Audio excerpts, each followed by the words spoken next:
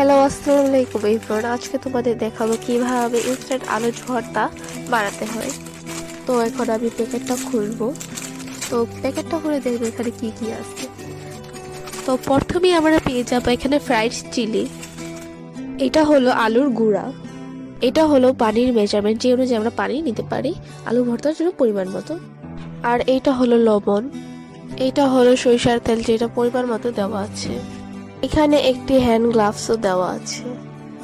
ফার্স্টে আমরা আলুর গুঁড়াটা কেটে ঢেলে নিব।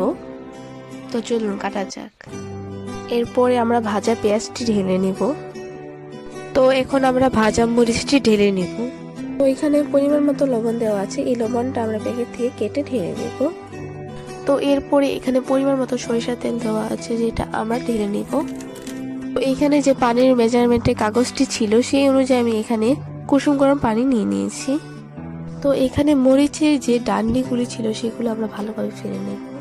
এখন সবগুলো উপকরণ হাত দিয়ে ডলে ভালোভাবে আলু ভর্তা বানিয়ে নেব। তো এখানে আমি এক্সট্রা করে ধনিয়া পাতা নিয়ে নিয়েছি বাসা থেকে, আপনারা এক্সট্রা করে ধনিয়া পাতা নিয়ে নেবেন। এটা কিন্তু প্যাকেটে দেওয়া থাকে না। এই তো আপনাদের মাঝে পরিবেশন করা হলো ইনস্ট্যান্ট আলুর ভর্তা। আপনারাও ট্রাই করে দেখতে পারেন।